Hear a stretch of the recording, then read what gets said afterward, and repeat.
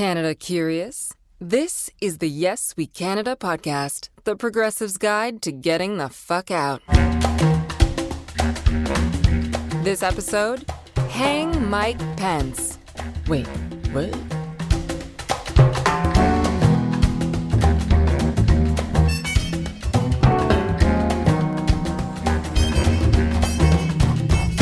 Hey, I'm Matt Zimbel in Montreal. Progressives, we are being treated to an unparalleled media event.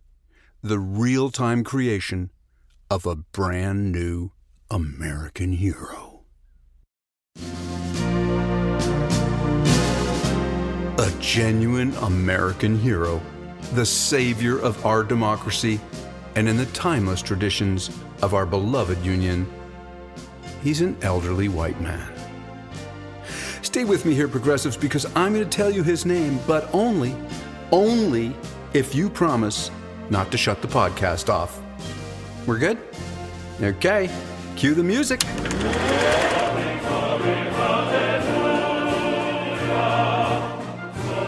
Please welcome a man who set aside his deep personal friendships and loyalties. A man who thought not of himself or of his job. A man who thought only of his country. A man who, at 3:40 in the morning, read some names off a piece of paper out loud in our nation's capital because that was his job. Ladies and gentlemen, that man is Mike Pence. Okay, cut the crap. Progressives, I read books about Mike Pence, so you don't have to. You're welcome. You see, Mike was your vice president for 4 years. You may not have noticed him. He was usually sitting ever so slightly behind President Donald J. Trump's right shoulder, staring beatifically off into the middle distance, his brow slightly furrowed, his expression one of deep admiration as his leader spoke and told yet another lie to the American people. I've already started building the wall. No country had anywhere near us. We had the best economy in hundreds. We had the greatest economy in the world. We're losing a lot of money. 300, 400, It's the biggest reduction in taxes in the history of this country. Michael Richard Pence, former Vice President of the United States, former Governor of Indiana, former Congressman from Indiana's 2nd District, Christian, conservative, Republican, newly minted American hero. Progressives, up, do not think of moving on. This is all going to make sense in a minute. Now we're deep into season 2 of Yes We Canada, and you know we don't often discuss religion on the podcast, mostly because our host knows diddly squat about religion. But religion is a big part of the Mike Pence story. You see, Pence is an evangelical Christian. He loves the book of Jeremiah, particularly Jeremiah 29:11, when God said to Jeremiah, "For I know the plans I have for you, plans to prosper you and not to harm you, plans to give you a hope and a future. But first, I'm gonna humiliate you a few times just for fun." President Trump and I stand with you. Look, we don't have to choose between supporting law enforcement, improving public safety, and supporting our African American neighbors and all of our I love shit. Oh, this guy's full of shit. Oh, I'm staying here. African Americans. Thank you, Vice President. Breathe in. Record investments in education. is We up. will fight for school choice for all of our members. Thank you, Vice I'd President. like to respond. I will not sit here and be lectured by the Vice President. Kamala, you will not be lectured by his fly either. Pretty good, huh? I put the fly on his head for 2 minutes during the debate. 58 million people saw the debate. Look, I don't have 58 million Twitter followers. Of course, I'm a registered Democrat. You think I would vote for those Republican putzes? They're God, they're guns, but Kamala, may I say, you looked pretty fly at the debates yourself. Okay, people, I know that right-wing evangelists make you nervous. I got that.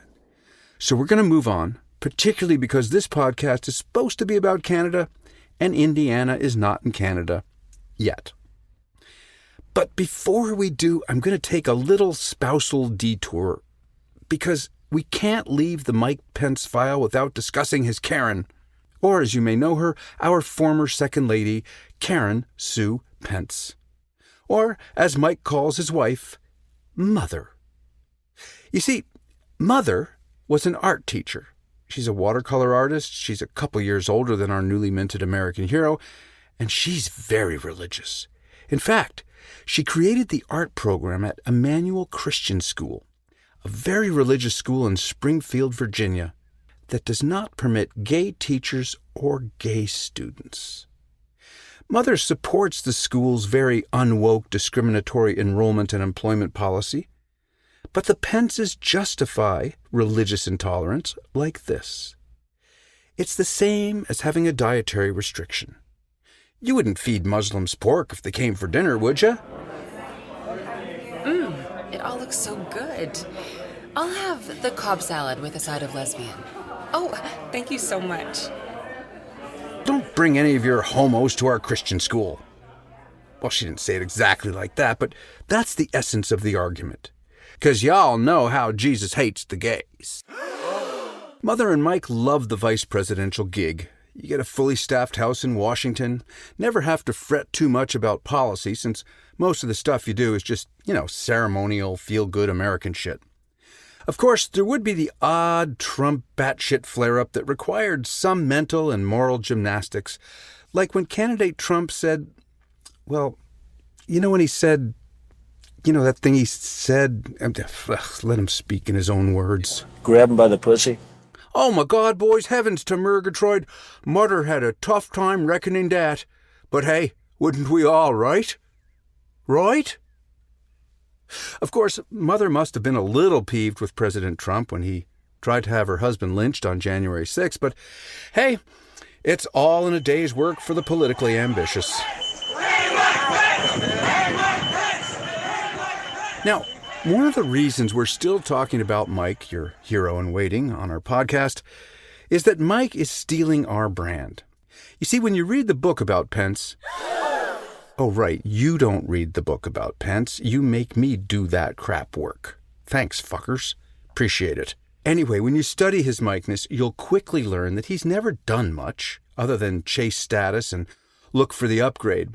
His legislative achievements have been either very thin or cruelly homophobic.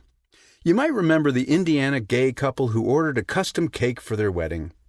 But Randy and Trish McGrath, the husband and wife team of bakers, didn't think that Jesus condoned gay men eating wedding cake after taking their vows. So they used their God-given American right to refuse to bake. And yep, Mike was on board with the unbakers.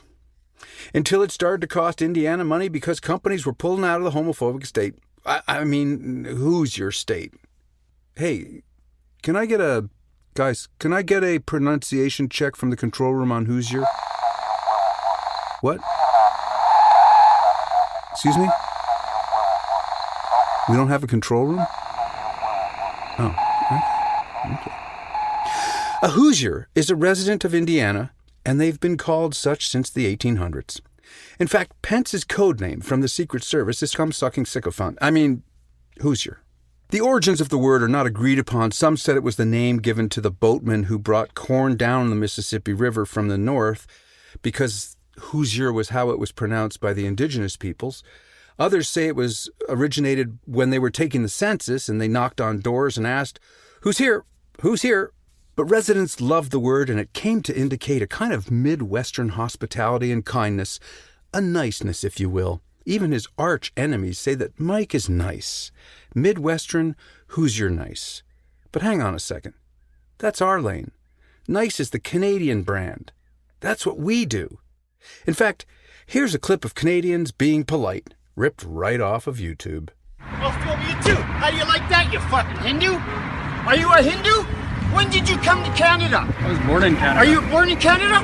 When did you learn not to fucking mind your own business, you fucking Hindu? You're actually parked in this spot. Yeah, and we're trying to turn around. I'm not threatening you. Don't feel threatened. You're taking a picture of me. Have a nice day, sir. Yep, that's the quiet but ever so polite variety of Canadian racism and rage. Have a nice day, sir.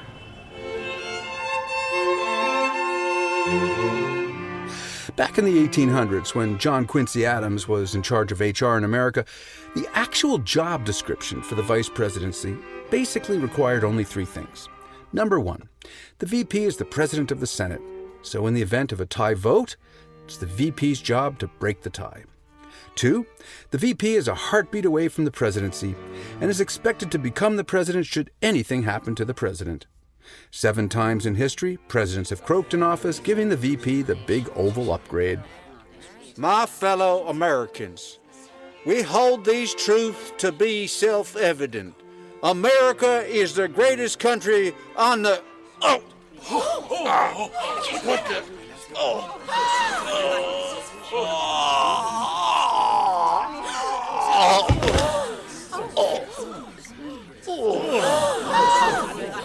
And third, a vice president is supposed to, where'd this go? Oh, yeah, there's no third thing that a vice president needs to do. Now, John Nance Garner, who served 2 terms as VP under Franklin Delano Roosevelt, told Lyndon Baines Johnson, when LBJ was considering the offer to become John Kennedy's VP, that the vice presidency is not worth a pail of warm piss.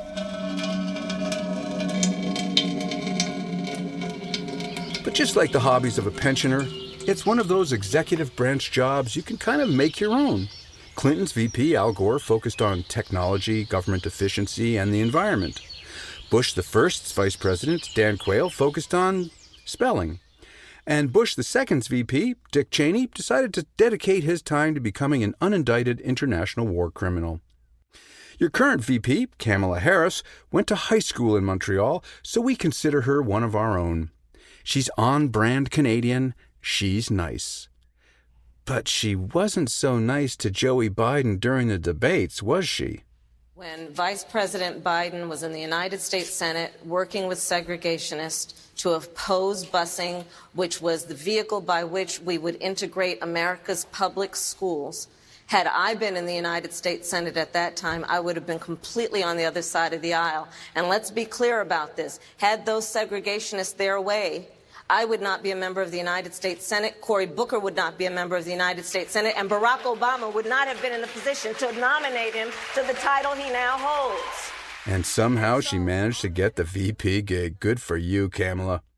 The question is, what is she doing with this gig? She does keep a very low profile. So low that occasionally Joe gets mixed up as to who she is and has publicly called her President Harris by mistake. Now, when President Harris and I took... I couldn't agree more. Once Joe had to undergo anesthesia because he was having a colonoscopy. Apparently, he was out for 20 minutes, during which time Kamala Harris made history. She was the first woman to run the United States for 20 minutes. A woman president? What'd she all get done? She fixed the opioid crisis? I don't think so. Did she reduce my taxes? I don't think so. Did she strengthen my Second Amendment rights? I don't think so. She had 20 minutes. What all she get done? Hold my beer. There's the very dated and misogynistic observation in American civic studies that says every senator shaves in the morning and sees the next president of the United States in the mirror. And then he puts the warm piss in a pail.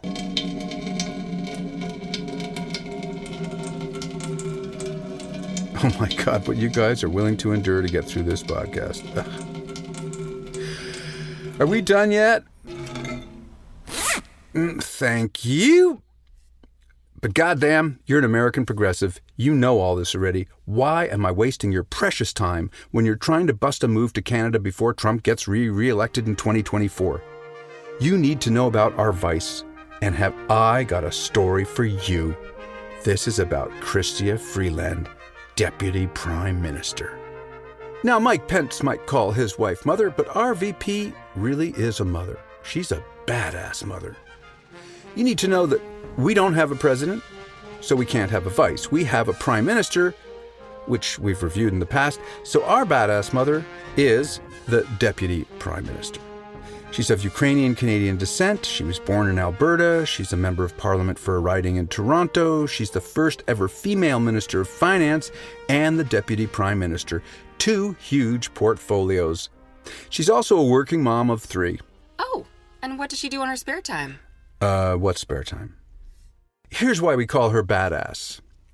Our vice used to be a journalist and spent some time in Moscow, where she wrote some investigative pieces on Russia's little Crimean expansionist adventure. She had a hate-on for Putin long before Putin hate-ons were all the rage. Then things go from Vlad to worse when Putin personally sanctions her ass. The sanction instantly gives Freeland the same kind of gangster street cred that a felon gets when he survives a hail of bullets.